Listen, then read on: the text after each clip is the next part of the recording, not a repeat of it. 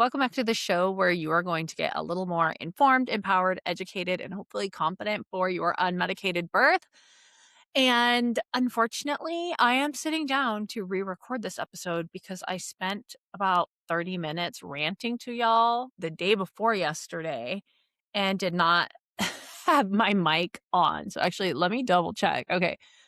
We are recording. The mic is on. It's the correct mic. Okay, we can start.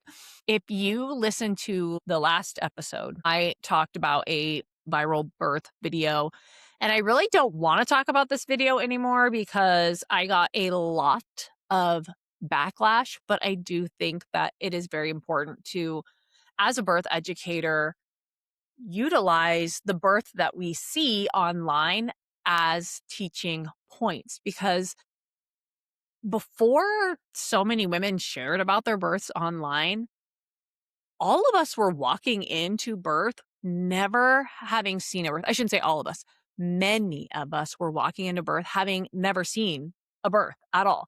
And that is not how birth was generations and generations ago. Before birth went into the hospital, a woman saw a birth before she gave birth because she helped her mom, her sister, her aunt, her neighbor while she was in labor. And so birth was just very, very normal. And you kind of knew what to expect. And you knew that you would have women who would teach you about birth and support you. And we just don't have that anymore. So this is one benefit of social media. And we heard that actually a few episodes back with Morgan. Morgan did 2 episodes with us, a Nora episode, and she shared her birth story. And the first thing I asked her was like, as a first-time mom, how did you even know about home birth? And she said, the internet. And so we can be so, so thankful for that. And I do think, I feel like using videos as teaching points can be very helpful. In fact, that's one of the things we do inside of Unmedicated Academy is the first module. I have linked a bunch of videos that show physiologic birth so you can see what a physiologic birth can look like. But nonetheless, I got a lot of negative feedback. A lot of the negative feedback was not from unmedicated girlies. It wasn't from women in my community. It wasn't from you. It was from women who I think probably haven't seen a physiologic birth. A lot of the comments were saying like, this is exactly what my birth looked like. I think this is a really positive, great birth experience.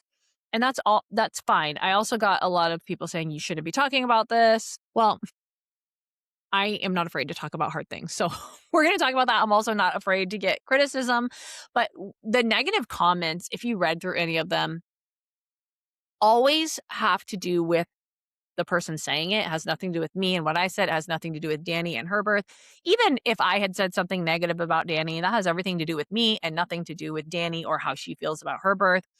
But it still feels like it's not fun to be criticized or told you're being judgmental or told you shouldn't be talking about this. So I think I'm done after this episode talking about Dani's birth. I just wanted to follow up because a couple of things in the comments kept coming up over and over that I didn't address in the last episode that I think are important and can help you prepare for birth. So we're going to talk just a little bit more about just a couple things. And actually, I should tell y'all this stays inside the circle. This is for the unmedicated girlies. Dani actually did comment on one of the videos I made about her birth. And that was not my intention. Like, I did not want her to see this. I would never talk about someone's birth and give them tips unsolicited, like unless they asked me. I never would do that and definitely would never do that so soon after someone gives birth. But again, when you are an influencer, when you have 2.4 million followers, like this just kind of comes with the territory. I think she knows that. Just like I can handle people with negative comments, Dani can too. Again, but it still feels icky, right? So that's why I never said anything bad about Dani or her birth. I just said like, hey, birth can look like this or it can look like this. And then I spoke in generalities. Like a lot of women experience this. A lot of women may feel frantic, even though, I mean, I kind of was saying that because that's what I was getting from her video. But again, I was not there. But back to Dani's comment. She said nothing outrageous or accusatory or anything. She didn't ask me to take her post down. She didn't say, you're being rude. I don't like what you're saying. She knows this comes with the territory. When she posted her birth, she kind of was probably hoping, maybe I'll go viral. Maybe I'll get a lot of followers from this. And she did. She actually hit like a new milestone. I don't know if it was on TikTok or anyways, she got a bunch of new followers from this. Of course, this is strategic. Nothing online is real. Okay. Although those birth clips were real. That was her real birth. All she said was, I'm really proud of my birth and I'm really happy that I have a healthy, I'm healthy and my baby is healthy in the end. And she should be proud of that birth because 96% of women birthing in the hospital will have an epidural, which is what she experienced the first 2 times. That is typical. Now that she's done it in the hospital without an epidural, she's like the top 4%. Like that, the hospital makes it so hard to have an unmedicated birth. It's not that you can't do it. It's not that your pain tolerance sucks. It's just the hospital's routines, the hospital environment works against physiology. Birth is already super freaking hard. And then we do it in a setting that makes it harder. This is why home birth moms have the most success without an epidural. It's not there. It is not there. And it not being there is supportive of their goals. And there's all these other things that are supportive of their goals. But let's go back to 2 of the things that kept coming up over and over that I didn't address in the previous episode.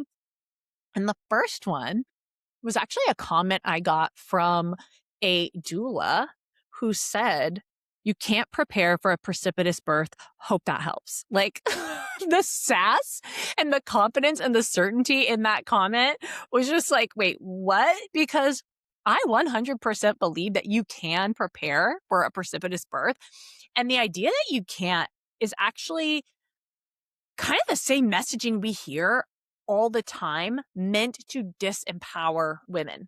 It's the same as telling a woman, like, don't write a birth plan because birth is so unpredictable. We don't know what's going to happen. So don't even try, or like, don't get your hopes up, or, whatever. Birth is still something we should absolutely prepare for. It can have unpredictable moments. That is true. But it doesn't mean that preparing is pointless. And if that were the case, then no first-time mom should prepare for birth, because the first-time mom has no idea what birth is going to be like until she experiences it. And that's kind of what this comment is saying. Like, you don't know how precipitous birth is going to slap you around. That was someone's way of describing a precipitous birth, and it's pretty spot on. But that's like saying first-time moms don't even try to prepare because you have no idea what to expect. What? Like, no. And a doula would never say that. So I was really kind of surprised that a doula left this kind of comment, which, okay, make a mental note. Not all doulas are the same. Just like we always say, not all OBs are the same. Not all midwives are the same. So make sure you are picking a doula that aligns with the kind of support you want. But preparing for birth isn't like about predicting and being ready for like everything, or like, I'm going to prepare for this kind of birth, so that's exactly what happens. Like, it is true that we don't know what's going to happen with birth. We don't know exactly how it's going to unfold, but it's about understanding some of the very common patterns and possibilities that show up in birth so that you're not walking in completely blind.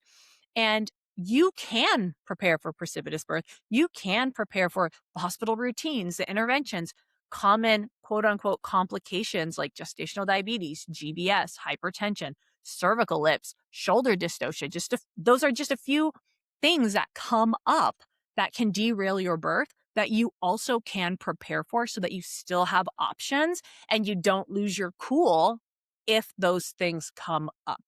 The same with precipitous birth. You absolutely can prepare for precipitous birth.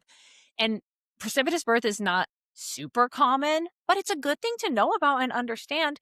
And it does happen fairly commonly with 3rd, 4th, 5th time moms. So especially you, if you're preparing for your 3rd or further out childbirth, prepare for a precipitous birth. We actually recorded a podcast episode with Marissa about her precipitous birth, and she's a doula. She is one of our birth workers that use Unmedicated Academy. And we also talk through how you can prepare for a precipitous birth. So if you scroll back a few episodes, find Marissa's drive-by birth episode, and you will learn how to prepare for a precipitous birth, because you can. And while I can't promise you that you will be prepared for everything that happens in your birth, I can promise you one thing about Unmedicated Academy, and that is that you will know what birth looks like. And you will have a very good understanding of how to manage almost anything that comes your way. And what's really cool about the process of learning about birth and some of the things that come up and how you would manage that is you're developing a skill and you will be able to apply what you have learned to another situation that maybe we didn't cover that's more rare than precipitous birth. And you will know how to apply that to any situation. And this is such a valuable skill to have as you enter motherhood, because guess who's making all the decisions for your new, precious, perfect baby? It's you. So, precipitous birth was one of the comments that kept coming up over and over again, almost used as like an excuse of why moms can't prepare, like how it is something that could throw even the most prepared mom for a loop. And for sure, like there's so many things that can throw you for a loop. And also, I'm sure I said this last episode too, some women are just more frantic. Not every woman, prepared or not prepared, is going to be calm and zen during her birth. I'll be completely honest with you. During my birth, I was like, I'm dying. Like, this is what I'm going to die. Like, this is going to kill me. I'm not going to get through this. And I did, but that's not very calm. I was not prepared enough for my first birth, and that's why I felt like that. But even with my third birth, which was a very fast birth, and I knew a lot more because I was a doula, I still was not calm and serene and zen and just breathing my baby out. I curse like a sailor and I say, I can't do this anymore. This is so hard. And then I get through it still. So, not everyone is going to be those beautiful birth videos where you see mom just like, ah, and like pick up her baby and put the baby on her chest. Like, in a way, Dani's video was good to see that, like, yeah, some women do get frantic and loud during birth, and that is very much normal for some women. But the other thing I wanted to talk about today that also kept coming up was Dani was crying and frantic because triage, because of what happened in triage, because she was separated from her husband. Triage is absolutely something to include in your birth plan, that you should talk to your partner and get them on board with how to support you. Triage is the first part of your hospital birth. So, I mean, this is like how to prepare for birth 101. Understand the hospital's routine, understand how birth works, understand how triage works. The best way to figure out how your specific hospital's triage system works is to do a hospital tour and ask them, what is the process when I get here? Because some hospitals want you to call first. Some hospitals will tell you, like, oh, if it's after hours, you can only come in through this way. You have to park over here. Like, you need to know these logistical things about arriving to the hospital. So that should be part of your prep. I would like to say the hospital will tell you these things, but sometimes they assume you know things that maybe you don't know, you know? So figuring out what that routine is. Now, typically, I will tell you, typically you can't just walk into labor and delivery. You have to like push a button or call them from a little phone before they can like let you into that area of the hospital. And once they let you in, they don't just put you in a laboring room. You don't just get to go to L&D. They want to be sure you are in labor first. Okay. Now, typically what they're going to do is they're going to monitor baby's heart rate. They're going to monitor your contractions. They're going to want to do a cervical exam. They're going to ask you some questions and you're going to sit there for 30-ish minutes while they do all of this. Then they will decide to admit you, or, I mean, here's the thing. Most moms aren't preparing at all. A lot of moms are going in way too early. They're like, oh, I'm having contractions. I'm going in. And the hospital's like, you're in early labor. You could be in early labor for a whole day. Like, they can't just give you a room and have you in early labor there. Remember that the hospital is a business. That is a room that someone could be having a baby in and out and done before you're actually in active labor. So, like, they want to ensure that you are in labor. Now, here's what I don't like about that is they're telling you where you're at in labor, and they're doing that because most moms don't understand their body, don't understand birth, and do need to be told where they are at in labor. But you are an unmedicated girly. You understand the stages of labor. Well, if you're a first time mom, you don't know exactly what it feels like, but you're going to have clues. Okay. I just actually on one of my posts got a comment from one of my academy moms who was a first time mom who had a hospital birth. She was one of my A++ students who got started like at 15 weeks. She's like, "Can I enroll now?" I'm like, "Girl, yeah, you can enroll whenever you want." And she just went above and beyond. She not just did the curriculum, but she read the books and she listened to the podcast and she asked questions and she interviewed her provider. She got so informed. And she told me, "Yep, it was the labor snack video that I did." And she was like, "I didn't have time for snacks because I got there at midnight and baby was born at 4 a.m." She was there for 4 hours as a first time mom. That is goals because she understood what the sensations of her body were doing, even as a first time mom, because she got super informed, because that's what I help moms with. Because you don't want to be in the hospital for a long time. And a lot of you know this is wait as long as possible so you can avoid intervention. Obviously, if you go in early, sometimes they'll send you home. Sometimes they will admit you if they have the space or if your waters are broken or something like that. If you're there for a long time, guess what? They're going to rush you. We don't want to be rushed. Rushing means interventions. The longer you're there, the more cervical exams they're going to want to do. The more they're going to want to push Pitocin, the faster they're going to want to get you out of there. So again, every hospital is different, but I got way off track here. We're talking about triage. So getting there as late as possible. Oh, that's what I was going to say is what you likely want to do. I know a lot of you want to avoid cervical exams. Those two go hand in hand. So if you want to avoid that first cervical exam, which is the most difficult one to advocate for, then you have to go when you're in transition. You have to be like contraction, contraction, contraction, stacking up, like maybe even like crowning so that that was a little extreme, but you get what I'm saying. If you are going to decline that cervical exam, they need some good evidence that you are where you are. Like I know you know, but they don't know that you know. Okay? So all of this to say, make a plan for triage. Now, once you're in triage, then you get into the room. Then that kind of starts the next set of interventions and routines. And this is all part of having a really empowered and informed hospital birth is knowing how the hospital works. And that includes triage. So I think in Dani's birth story, she actually like didn't want to go to triage because she was like, no, the baby's going to be here. The baby's going to be here. And they still made her go to triage and they made her do a cervical exam. Now, the other big mistake is that she was separated from her partner. So this is a logistic you need to figure out. Actually, I don't even want you to figure it out. I don't want you to be separated from your partner.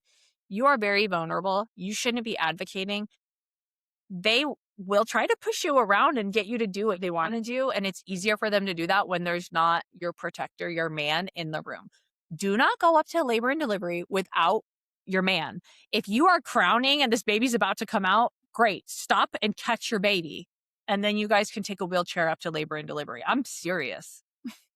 Do not go up there without a support person. If your husband is going to park the car, if you don't have a husband, then like whoever your support person is, you want them there when you go into triage. If you are hiring a doula because you don't have a support person, make a plan with that doula to go into triage with you. Usually hospitals will say the doula doesn't come in until you go through triage. If you don't have a support person, you say you're making an exception for this. Point blank. And guess what? You don't need to be in a room to birth your baby. If they're not letting you into triage without your doula, you're like, cool.